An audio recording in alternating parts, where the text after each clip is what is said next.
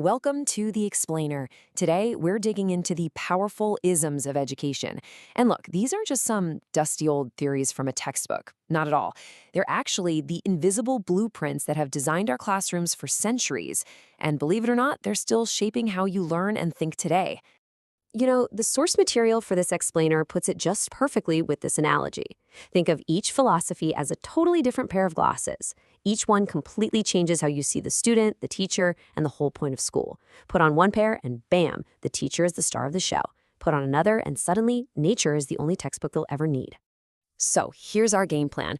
We're going to start with the oldest philosophy of the bunch, idealism. Then we'll look at its complete opposite, naturalism. After that, we'll check out the modern, action-packed approach of pragmatism. And to wrap it all up, we'll put them side by side to really see how they stack up and what it all means for us today. All right, first up, idealism. This is the most ancient of these philosophies. You could say this is kind of the original blueprint for what we think of as education. So what's the core idea here? Well, for idealists, reality isn't what you can touch or see. It's what you can think. The world of ideas, of values, that's the ultimate reality. The mind is absolutely everything. Okay, so what does this actually look like in a classroom? Well, it's totally teacher-centric. The teacher is the guru, the central sun that all the students orbit around. Their whole job is to pass on these universal values, truth, goodness, beauty, using tools like very structured dialogue to help pull that truth out of the student's own mind. And the thinkers behind this? They're absolute giants. You've got Plato, who's known as the father of idealism, and here's a fun way to remember that. To eat in an ideal way, you use a plate.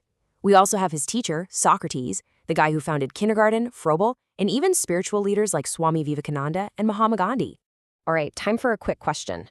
With all its focus on these high-minded ideas and a teacher who's a supreme guru, which philosophy do you think would use a down-to-earth metaphor like a gardener and a plant?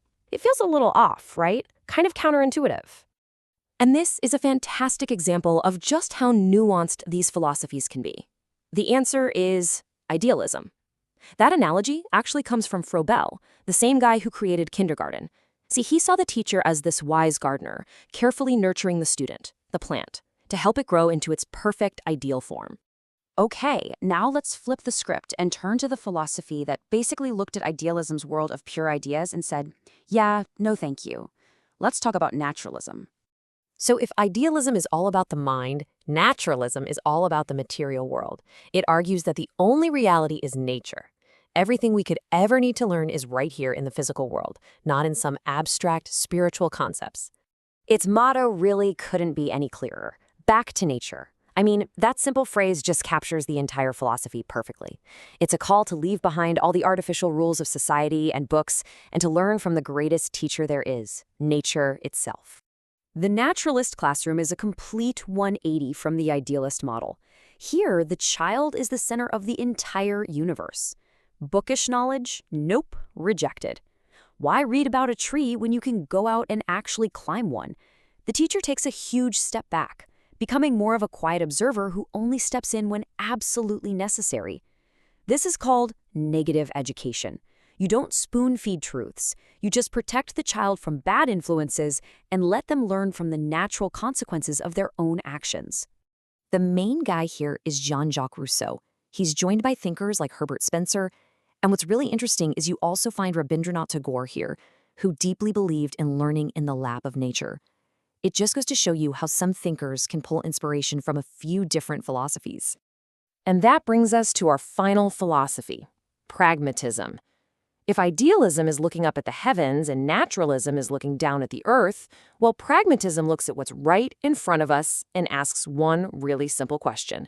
Yeah, but does it work? For pragmatism, the name of the game is utility. Truth isn't some fixed, eternal idea floating out there. Nope. For them, the truth is simply what works. It's a modern, scientific, super practical approach that values experience and experimentation above everything else. So the pragmatist classroom is this active social laboratory. The motto is simple: learning by doing. Students get their hands dirty tackling real-world problems. Values aren't just handed down from on high, they're discovered through shared experiences. And the teacher? No longer a guru or a passive observer. Now the teacher is a friend, a guide, a facilitator, working right there alongside the students. The pioneers of this whole movement include people like William James and C.S. Peirce, but it was really John Dewey who became the champion for this learning by doing idea in education. And then, a guy named William Kilpatrick took Dewey's philosophy and turned it into a concrete technique you could actually use in the classroom. And that leads us to our next question. So when you see a group of students working together on a project, building a model, trying to solve a community problem, which philosophy's fingerprints do you think are all over that? You got it, it's pragmatism. The project method is the absolute perfect embodiment of this philosophy. It was developed by Kilpatrick as a direct application of John Dewey's principle that, hey, we learn best when we are actively doing something real and meaningful. All right, so we've met our three big philosophies: the idealist, the naturalist, and the pragmatist. Now let's put them all side by side and really see how they stack up. This table just crystallizes everything, doesn't it? I mean, notice the direct line you can draw from the core focus to the teacher's role. Idealism's focus on abstract ideas? Well, that pretty much demands a guru to pass them on. Naturalism's focus on the child? That pushes the teacher into the background. And pragmatism's focus on activity? That transforms the teacher into a hands-on guide. It's like each philosophy creates its own completely different universe for learning. And this really visualizes that fundamental tug-of-war in education. On one side, you've got idealism, which puts all the power and focus on the teacher. And on the other side, you have naturalism, which just yanks that power away and gives it all to the child. They really represent two opposite poles in this long-running debate over who should be in control of the learning process. So why does any of this stuff actually matter today? Well, because these philosophies are still hard at work shaping our classrooms. That pragmatist idea of a teacher as a facilitator, a guide, not just a lecturer, that's now a cornerstone of modern education reform. It's showing up in major policies all over the world, like in India's 2020 National Education Policy. And that leaves us with one last big question to chew on. As we stare down a future full of AI and just constant, rapid change, which pair of glasses should we be using? Do we need the timeless values of the idealists, the self-reliant discovery of the naturalists, or the practical, adaptable, problem-solving skills of the pragmatists? The answer. This is the that's brief gonna define on the next educational generation of learning. philosophies. They're the foundational lenses for teaching, and mastering these three schools of thought is absolutely crucial for acing your exams. First, we've got idealism, the oldest approach. It values the mind over the physical world and is completely teacher-centric, treating educators like supreme guides. Plato founded it, but Socrates gave us the famous questioning method. And think of Froebel, the guy who invented kindergarten.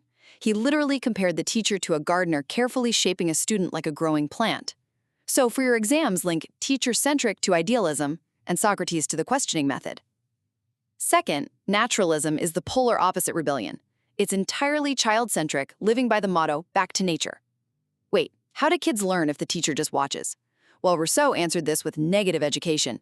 Instead of forcing facts, we let kids learn naturally from their own mistakes via the discovery method.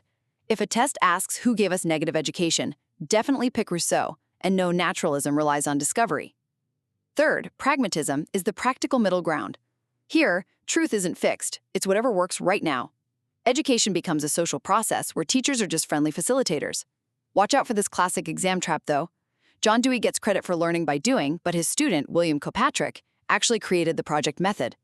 Ultimately, whether a classroom relies on the strict ideals of the past, the freedom of nature, or the practical utility of hands-on work, these three pillars form the absolute blueprint for modern teaching.